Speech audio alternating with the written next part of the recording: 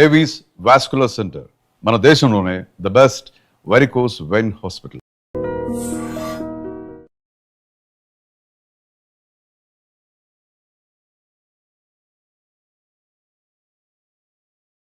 Welcome to I dream. నేను Udayasri. Diabetes, BP ఇవి రెండు చాలా సర్వసాధారణం అయిపోయాయి. వన్స్ ఇవి మనకి వచ్చాయనుకోండి, ఇంకా జీవితాంతం మెడిసిన్ వాడడమే తప్ప ఇంకో ఆప్షన్ లేదని చాలామంది అనుకుంటూ ఉన్నారు. అసలు డయాబెటీస్, బీపీని కంప్లీట్గా రివర్స్ చేయొచ్చా?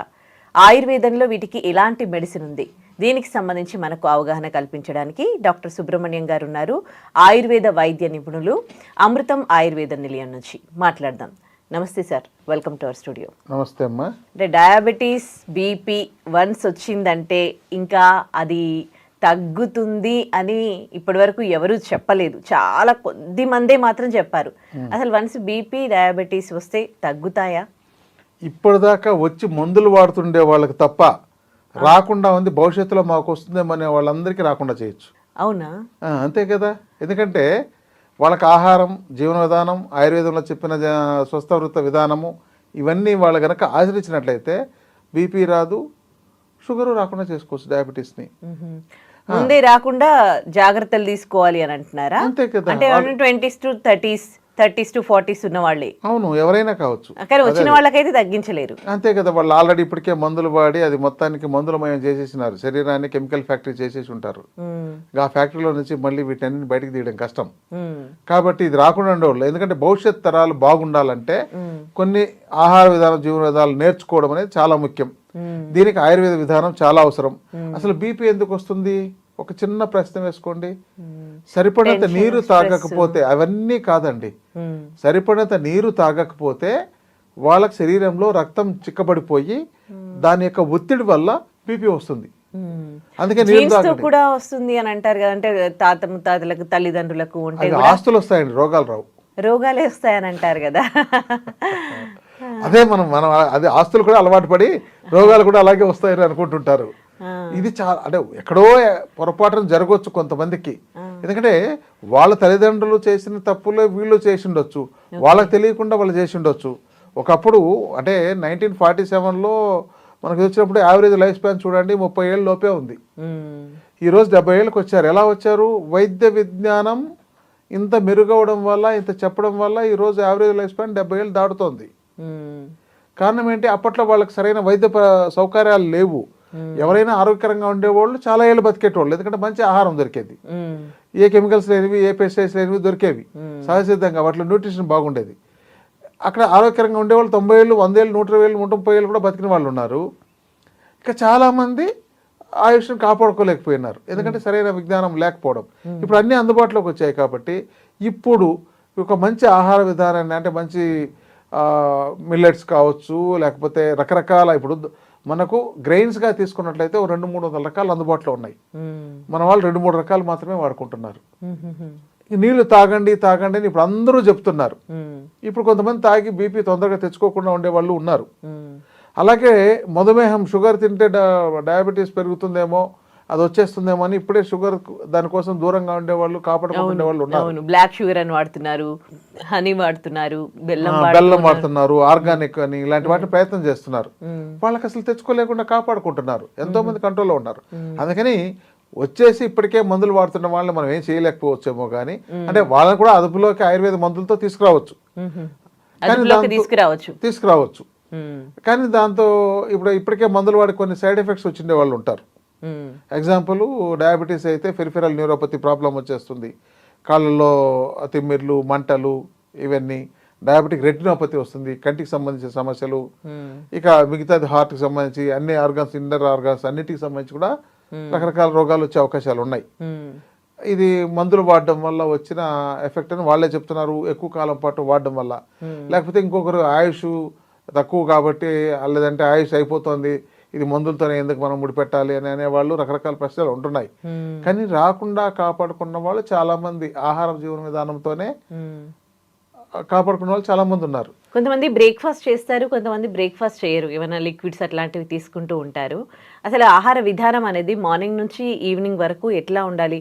మార్నింగ్ బ్రేక్ఫాస్ట్ లేకుండా అంటే ఆకలి వేసినప్పుడు తినాలి అని కొంతమంది చెప్తారు, లేదు పొద్దున మధ్యాహ్నం రాత్రి 3 పూటలు తినాలని కొంతమంది చెప్తారు.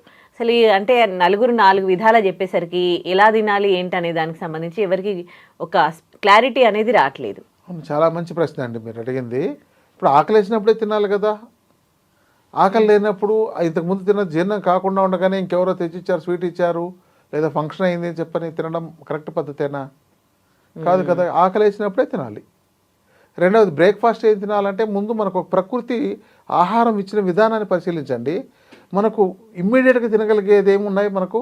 ఒకవేళ వెంటనే మీరు తినగలగాలంటే ఫ్రూట్స్. ముందు మీరు ఫ్రూట్స్ తినండి. ఉదయం లేవగానే మీరు ఫ్రూట్స్ తినండి. మధ్యాహ్నం గింజ ధాన్యాలు, ఆకుకూరలు ఇవి మీకు అందుబాటులో ఉండి మీరు తీసుకొని తినండి. సాయంత్రం మీరు కూరగాయలు మీ యొక్క తోటలోనో మీరు ఎక్కడో సెలెక్ట్ తీసుకొచ్చి కోసి దాన్ని ఫ్రైలాగా చేసుకుంటారా, ఉడకబెట్టుకుంటారా, మసాలా పెట్టుకుంటారా, వాటిని తినండి. ఇది ఎవరికి మామూలుగా ఇలా సోఫిస్టికేటెడ్గా పనిచేసుకుంటూ ఆఫీసుల్లో తిరుగుతూ ఏదో చిన్నపాటి జాబ్స్ చేసుకుంటున్నో లేకపోతే ఎక్కువ శ్రమ లేకుండా ఉండే వాళ్ళు చేసుకునేది. బాగా శ్రమ చేసే వాళ్ళు అయితే వాళ్ళు తినొచ్చు, 3 పూటలు తినొచ్చు, అవసరమైతే 4 పూటలు తినొచ్చు. కానీ కొంతమంది ఎక్కువ గ్యాప్ ఇచ్చేసి ఎప్పుడు ఉదయం నుంచి తినకుండా సాయంత్రం ఒకేసారి పొట్ట సాగిపోయేటట్టు తిన్నారనుకోండి, పొట్టలు సాగిపోతాయి.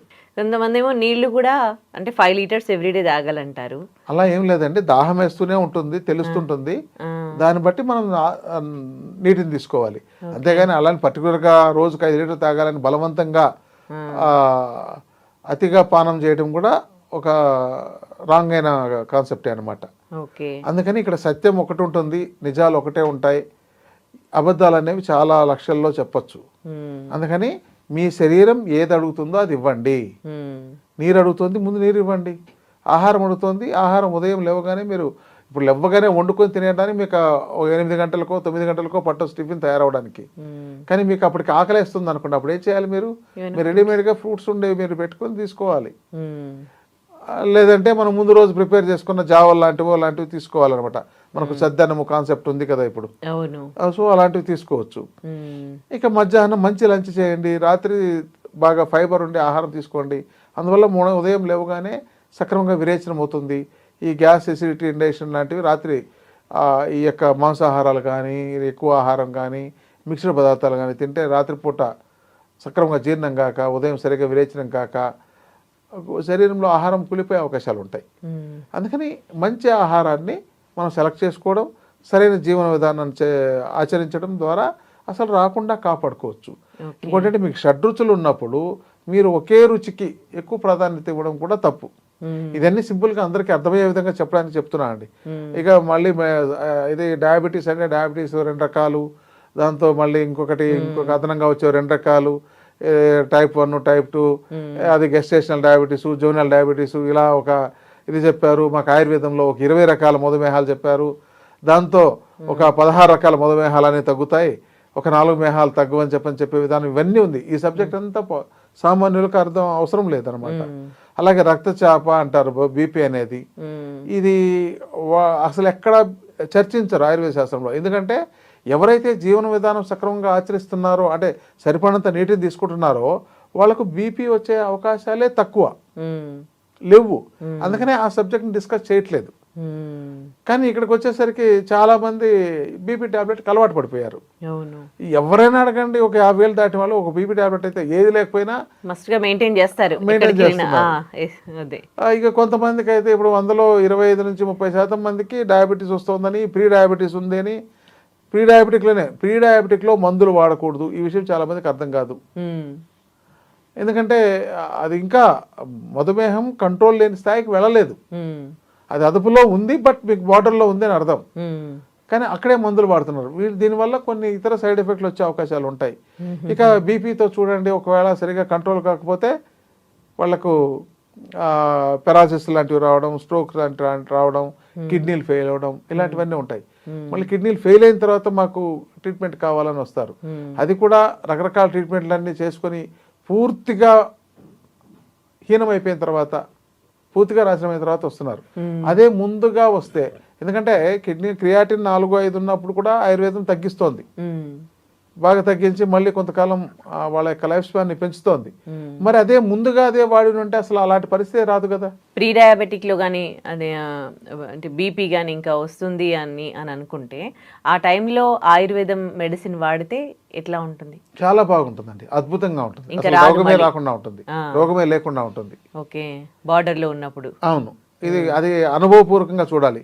ఎందరో చాలా మంది వాళ్ళ ఒపీనియన్ పక్కింటి వాళ్ళని ఎదురింటి వాళ్ళని చూసి చెప్పేది కాకుండా మేము మా దగ్గరకు వచ్చిన వాళ్ళని చాలామందిని చూసి వాళ్ళకు మందులు ఇచ్చి వాళ్ళకి ఇలా చేయండి, ఇలా జీవన విధానం ఆచరించండి అంటే కొంతమందికి అసలు ఆ డయాబెటీస్ లేకపోయిన వాళ్ళు ఉన్నారు. అందుకని ఇవన్నీ కూడా మన ఆహార విధానం మీద ఆధారపడి ఉంటుంది.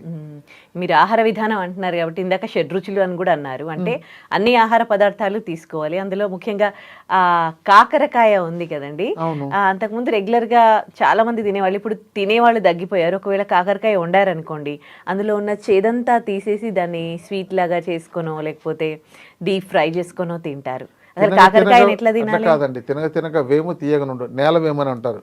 నేల వేమని ఉంటుంది. ఆ పద్యంలోని మైనింగ్ ఏంటంటే తినగ తినగ వేము తీయగనుండు అంటే వేము అంటే నేల వేము అని ఒక ప్లాంట్. ఆ ప్లాంట్ని మీరు తీసి ఆ ఆకును కనుక మీరు నమిలారనుకోండి, ఆ తర్వాత అది ఎంత చేదు ఉంటుందంటే మీ నాలుగును కోసేసుకుందామేమో అనేంత చేదు వస్తుంది అనమాట. అదే దాన్ని ఎందుకు చెప్పారంటే తినగా తినగా వేము తీయగనుండు అంటే కొన్ని రోజులకు అది వాడేది అలవాటు అవుతుంటే ఆటోమేటిక్గా అన్నీ బాగుంటాయి. కాకరకాయ జ్యూస్ని తాగే వాళ్ళు ఉన్నారు, కాకరకాయ నమిలి తినేసే వాళ్ళు ఉన్నారు, వేపాకని నమిలి తినేసే వాళ్ళు ఉన్నారు. మరి వాళ్ళకి మాత్రం బాగుంటుంది, మిగతా వాళ్ళకి ఎందుకు లేదు? వీళ్ళు ఎంతసేపు తీయటి పదార్థాలని బాగా అలవాటు చేసి ఆ టేస్ట్ బడ్స్ అన్ని వాటినే యాక్సెప్ట్ చేసేటట్టు చేశారు కాబట్టి, లేదంటే కారం తిని దాన్నే యాక్సెప్ట్ చేసేటట్టు చేశారు కాబట్టి మీరు అన్ని రుచుల్ని అంటే చేదు ఒకరిని చిన్నప్పటి నుంచి అలవాటు చేస్తురండి, మీ పిల్లలకి ఇస్తురండి, పెద్దవాళ్ళు అయిన తర్వాత దాన్ని వాళ్ళు ఏ భేదభావం లేకుండా తినగలుగుతారు, అన్నిట్లాగానే తినగలుగుతారు.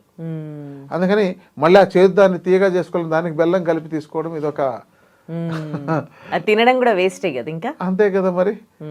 కాబట్టి ఆ చేదు పదార్థాలు, అందుకని ఆయుర్వేదంలో ఆకుకూరల్లో చాలా వరకు చేదు వగరుండేవి కూడా ఉంటాయి, వాటిని ఎక్కువ అలవాటు చేయాలి. ఈ ఆకుకూరల్ని ఎవరు వాడట్లేదు, ఒక 5-6 రకాలు 10 రకాలు మహా అంటే. మనకు అందుబాటులో 350 రకాలు ఉన్నాయి. 350 రకాలు. మరి ఎంతమంది సేకరించుకున్నారు? ఎంతసేపు ప్రతి వ్యక్తికిను ఆకుకూరలు అంటే పాలకూర, తోటకూర ఇవి తెలుసు తప్ప ఇంకా అంతకు మించి ఇంకా. అవును, అందుకని వీటిని రాకుండా ఇప్పటిదాకా రాని వాళ్ళు రాకుండా కాపాడుకోవచ్చు, భవిష్యత్తులోనే లేకుండా చేసుకోవచ్చు. ప్రారంభ స్థాయిలో ఉండే వాళ్ళు కూడా కంట్రోల్ చేసుకోవచ్చు, అది రాకుండా లేకుండా చేసేసుకోవచ్చు. తీవ్రమైన స్థాయిలో వాళ్ళకు లక్షణాలను బట్టి ఇతర వ్యాధులు అంటే ఇతర డెవలప్ అయ్యే సమస్యలు అంటే ఇప్పుడు న్యూరోపతి ప్రాబ్లమ్స్ కానీ, రెటినోపతి ప్రాబ్లం కానీ, ఇంకా ఇతర ఇన్నర్ ఆర్గాన్స్ అంటే హార్ట్, లంగ్స్, లివరు, కిడ్నీస్ వీటికి వచ్చిన సమస్యలు ఏమైనా ఉన్నట్లయితే, బ్రెయిన్కి ఏమైనా సమస్యలు వచ్చినట్లయితే దానికి తగిన మందులు తీసుకొని వాళ్ళు మేనేజ్ చేయడమే తప్ప వాళ్ళు మళ్ళీ రివర్స్ చేసేయడం కష్టమవుతుంటుంది.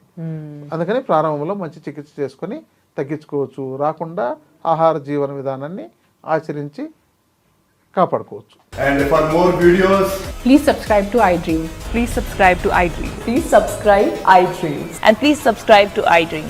For more videos, subscribe to iDream. please like, share and subscribe to the channel. Congratulations, iDream. Subscribe to iDream. Subscribe to iDream. So subscribe to iDream Media. iDream team అందరికి huge congratulations. Please subscribe iDream Media. Please subscribe to iDream. Subscribe iDream. Please subscribe to iDream. iDream అంటే నా కళల channel subscribe చేసుకున్న నోరు తిరుగుతలేదు, మీరైతే గంట గుర్తు కొట్టండి. For more such videos, please subscribe to iDream.